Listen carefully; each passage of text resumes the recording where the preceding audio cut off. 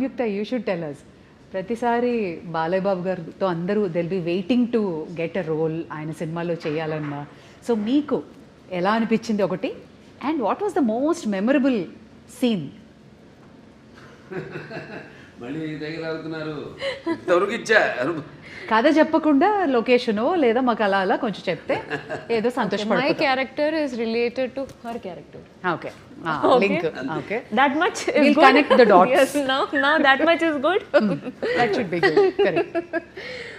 Bala sir, మీకు most memorable scene అంటే ఏంటి? ఇప్పుడు ఆ త్రిశూలం ఫైట్ మాకైతే భయం వేసింది. ఆ చలిలో, ఆ మంచులో ఫైటింగ్, దెన్ ఆ పర్టికులర్ ఇన్సిడెంట్ వేర్ భారతదేశం మన రక్షణ, టెర్రరిస్టులు, ఆ సీన్ వాజ్ అమేజింగ్. బట్ పర్సనల్గా మీకు? ఒకటని కాదండి, ప్రతి సన్నివేశం నేను అందులో అనుభవిస్తూనే ఆనందిస్తూనే అందులో పరకాయ ప్రొఫెషన్ చేసిందే. ప్రతిదీ ఒక ఫైట్ అన్న ఫైట్ కిందకి రాదు అది. అదొక ఫైట్ కోసం ఏదో జనం కోసం కావాలి ఫైట్లు, ఏదో 4 ఫైట్లను 5 పాటలను 6 పాటలను కాకుండా ఇప్పుడు ప్రతిదీ దానికి సందర్భానుచితంగా పోరాటాలు కానీ అవన్నీ ఉండను. సో బాగా గుర్తుండిపోయే సీన్స్, అందరికీ కంట నీరు తెప్పించే సన్నివేశం తల్లి కొడుకుల మధ్య ఒక సన్నివేశం ఉందండి. అద్భుతమైన సన్నివేశం. అసలు చూస్తారు రేపు, ఎందుకంటే ఎవరు ఊహించరు అటువంటి సన్నివేశం. ఎంతో అద్భుతంగా దాన్ని ఊహించి దాన్ని తీయడం, దానికి రూపకల్పన చేయడం జరిగింది. అంత అద్భుతంగా చిత్రించడం జరిగింది. అలాగే క్లైమాక్స్లో డైలాగులు అయితే ఏమన్నా మొన్న టీజర్లు కూడా రిలీజ్ చేసాం.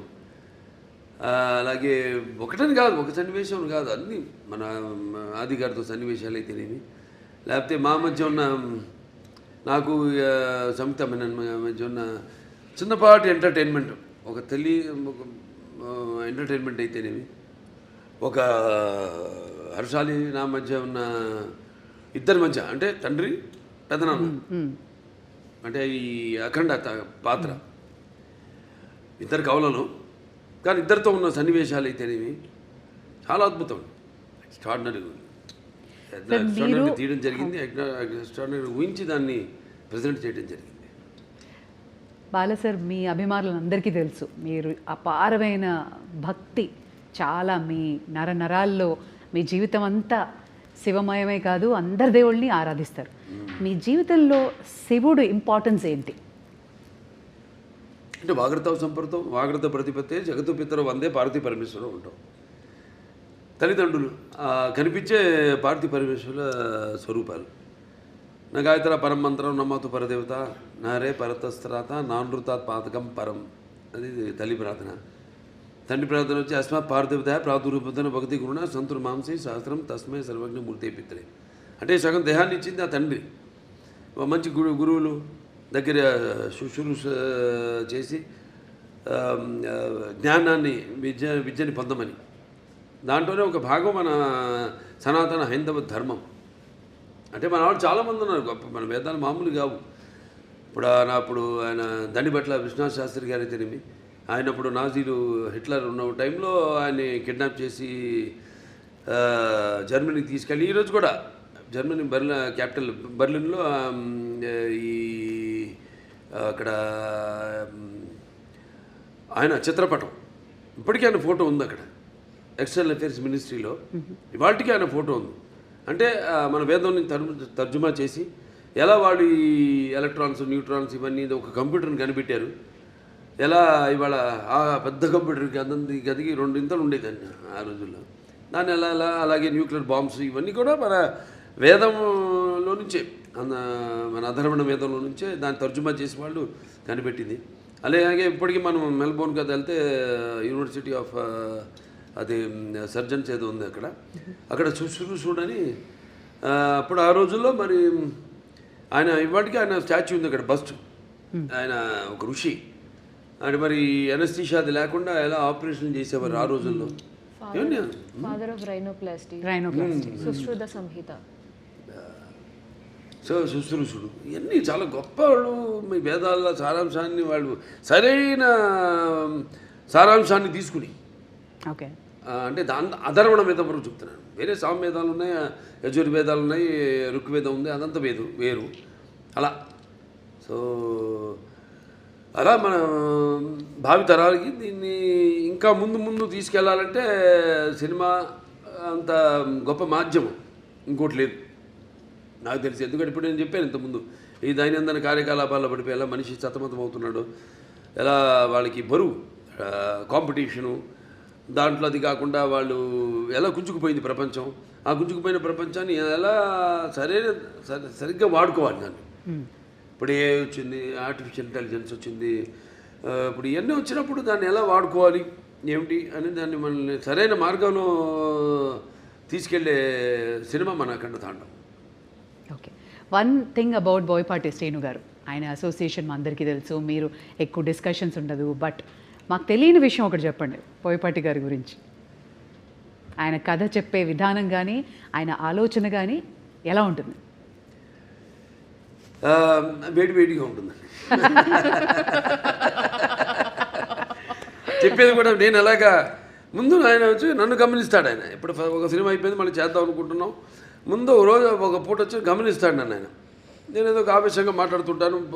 ఎందుకంటే నాకు చాలా సినిమాలు చిన్నప్పటి నుంచి చూసిన సినిమాలు అయితేనేమి, అవి తెలుగు కావచ్చు, లేకపోతే హిందీ సినిమాలు కావచ్చు, లేకపోతే హాలీవుడ్ సినిమాలు కావచ్చు, నాకు చాలా అపారమైన అవగాహన ఉంది సినిమాల గురించి. నాకున్న వైబ్రేషన్స్ ఏదో ఆవేశంగా మాట్లాడుతుంటా, నా హావభావాలు ఆంగికం కానీ నా వాచకం కానీ ఏదో పట్టేస్తాడు ఆయన.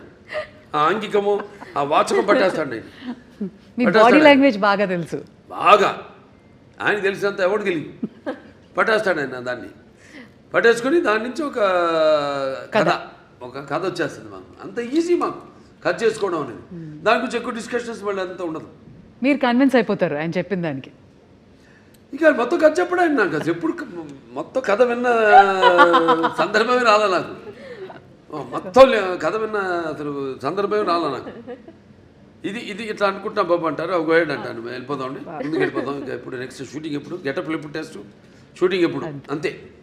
అంటే ఆయనలో కూడా బాగా ఆవేశం ఉంది.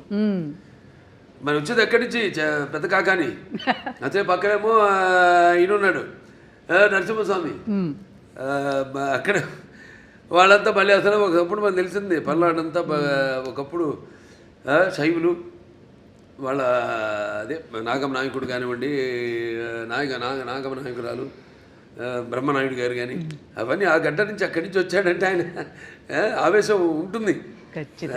మాకు బాగా కుదిరిందండి ఆ పొంతన మా ఇద్దరికి బాగా. ఆయన కూడా నాలో ఎంత ఆవేశమో అంత ఆవేశం ఉంది ఆయనలో. అదే ముఖ్య కారణం. ఎప్పుడెప్పుడు అని ఎదురు చూస్తున్న మీ అభిమానులు, సో మీ ఫ్యాన్స్ అందరికీ అఖండ తాండవం రిలీజ్ సందర్భంగా చెప్పదలుచుకున్నది ఏంటి? వాళ్ళు చెప్తున్నాను, నేనేం చెప్పనండి. అంటే ఫ్యాన్స్ అది ఇప్పుడు ఏంటంటే సినిమా అన్నది ఒక భాషా భేదం కానీ, ఇవాళ మనం ఆ పాన్ ఇండియా, ఇది ఒక తెలుగు పరిశ్రమకు సంబంధించిన సినిమా కాదండి, ఇది యావత్ భారతదేశపు ప్రజలకు సంబంధించిన సినిమా అఖండ తాండవం అన్నది. సో ఇవాళ